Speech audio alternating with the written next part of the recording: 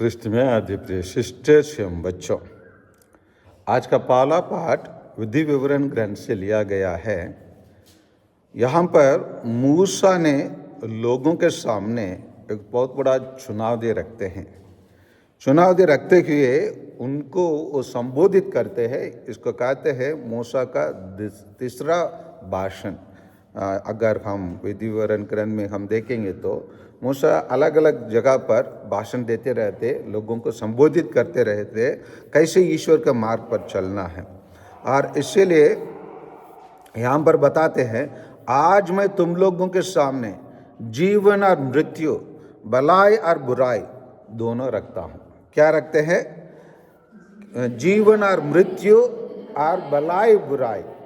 और ये चुनावी में ये चुनावी भी है और चॉइस भी है, विकल्प भी है। आपको क्या को अपनाना है? क्या जीवन का अपनाना है, मृत्यु का अपनाना है? क्या का अपनाना है? अपनाएंगे जीवन का। भलाई और बुराई दोनों रखता हूँ। तुम्हारा प्रभु ईश्वर की जो आज्ञा मैं आज तुम्हें दे रहा हूँ, यदि तुम उनको पालन करेंगे, अगर जीवन जीना है तो उसका क्या करना है? पालन करेंगे और अपने प्रभु ईश्वर को प्यार करेंगे। दूसरा आज्ञाओं का पालन करना है, और दूसरा है ईश्वर के क्या करना है? प्यार करना है। और तीसरा है उसके मार्ग पर चलेंगे। उसके मार्ग पर, प्रभु ईश्वर के मार्ग पर चलना है। मार्ग पर चलने के लिए उनके लिए 10 नियम दिया गया, उस पर चलना है। और उस आज्ञाओं को, विधियों तथा नियमों का पालन करेंगे तो क्या होंगे? जीवित रहेंगे। हम लोग बोला क्या चाहिए? जीवन और मृत्यु। जीवन चाहिए, जीवन चाहिए तो ये सब करना पड़ेगा। मतलब आज्ञाओं का पालन करना पड़ेगा और ईश्वर के प्यार करना पड़ेगा और उसके बताए हुए मार्ग पर चलना होगा। अगर हम करेंगे, यहाँ पर उसी का परिणाम क्या होगा? तुम्हारा संख्या बढ़ती जाएगी और जिस देश पर तुम अधिकार करने जा रहे हो उसमें प्रभु ईश्वर तुम्हें आशीर्वाद प्रदान करेगा। तो यही है, ईश्वर जब उसी के प्रिय प्रजा हमको बनना है तो हमें हमेशा ईश्वर की आज्ञाओं का पालन करना है और ईश्वर के प्यार करना है और उसके पते हुए मार्ग पर चलना है। और पते हुए मार्ग पर चलना इतना आसान नहीं है। इसीलिए प्रभु यीशु आज के सुसमाचार में क्या कहते हैं? यदि कोई मेरा अनुकरण करना चाहे तो वह आत्मत्याग करे और प्रतिदिन अपना क्रूस उठाकर मेरे पीछे हो ले। क्योंकि जो अपना जीवन सुरक्षित रखना चाहता है वह उसे खो देगा, और जो मेरे कारण अपना जीवन खो देता है वह उसे सुरक्षित रखेगा। यहाँ पर देखिए, प्रभु यीशु दुनिया के राजनेताओं के अनुसार भाषण नहीं करता है। हमारे देश में और सभी देशों में जब चुनाव होता है, उन लोग के एक इलेक्शन मैनिफेस्टो घोषित करते हैं। उसको कहते हैं चुनाव घोषणा। चुनाव घोषणा को बहुत सारे लोग देखते हैं।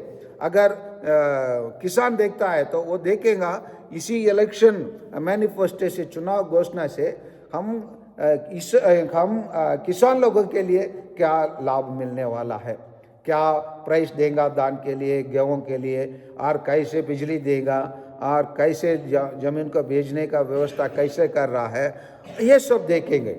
और उसी प्रकार अगर कोई टेक्निकल वाले उसी घोषणा पत्र देखेंगे तो वो क्या टेक्नोलॉजी में कैसे एडवांस करेगा और उसके बारे में क्या बताया जा रहा है, उस सबको देखकर लोग क्या करेंगे? वोट डालने के लिए, मत डालने के लिए निर्णय लेंगे। वह हम पर देखते हैं उस इलेक्शन मैनिफेस्टो में या घोषणा पत्र में अक्सर लोगों को प्रलोभन देने का और प्रलोभन देकर अपने आकर्षण करने का बातें रहते हैं। लेकिन प्रभु यीशु ऐसा नहीं है। प्रभु यीशु ऐसे दुनिया के राजनेताओं को या अन्य नेताओं के अनुसार प्रलोभन करने देने का बातें नहीं करते। आओ मेरे पास आओ, आपका सब बीमारियां दूर हो जाएंगे, आप धनी बन जाएंगे और आपको कोई कष्ट नहीं होगा। ऐसे प्रचार करने वाला हमारा मसीह नहीं है। वो सीधे चुनाव देकर किस प्रकार जीवन जीने का कला को हमको सीखना है, जीवन कैसे जीना है, उसको बताते हुए हमें बताते हैं, यदि कोई मेरा अनुसरण करना चाहे तो वह आत्म त्याग करे और प्रतिदिन क्या उठाकर, हमने क्रूस उठाकर, है ना, उसके पीछे होने के लिए। और इसीलिए अंत में वो बताते हैं मनुष्य को इससे क्या लाभ, यदि वह सारा संसार को तो प्राप्त कर ले, कोई बहुत नाम कमा ले, धन कमा ले, लेकिन अपना जीवन ही गवा दे या अपना सर्वनाश कर दे, उससे क्या लाभ है। इसीलिए ईश्वर प्रभु यीशु हमसे कहते हैं इस धरती में जीने के लिए कष्ट को झेलो, क्रूस उठाओ, मेरे जैसे जियो। मैं आप लोगों को धनी बनने के लिए नहीं आया हूँ, लेकिन मैं आप लोगों को स्वर्ग राज्य में लेके जाने के लिए आया हूँ। इसलिए कहता है पश्चाताप करो और स्वर्ग का राज्य निकट आ गया है। इसीलिए क्या में विश्वास करो, सुसमाचार में विश्वास करो, सुसमाचार के अनुसार जियो। जीने के लिए हमको क्या करना पड़ेगा, जो बात मूसा ने उनके सामने रखा है उसको क्या करना पड़ेगा, पालन करना पड़ेगा। क्या बताया तुम्हें, जो रास्ता बता रहा हूँ, ईश्वर के मार्ग पर चलो और ईश्वर का प्यार करो और आज्ञाओं का पालन करो, तब हम लोग क्या होंगे, हम इस धरती में फलेंगे फूलेंगे और ईश्वर के प्रिय प्रजा बनेंगे। बनना है नहीं बनना है, बनना है तो आइए हम ये 40 के काल में और निरंतर प्रभु मसीह हमको देने वाला क्रूस उठाकर हम अपने जीवन में उनके पीछे चले। आमीन।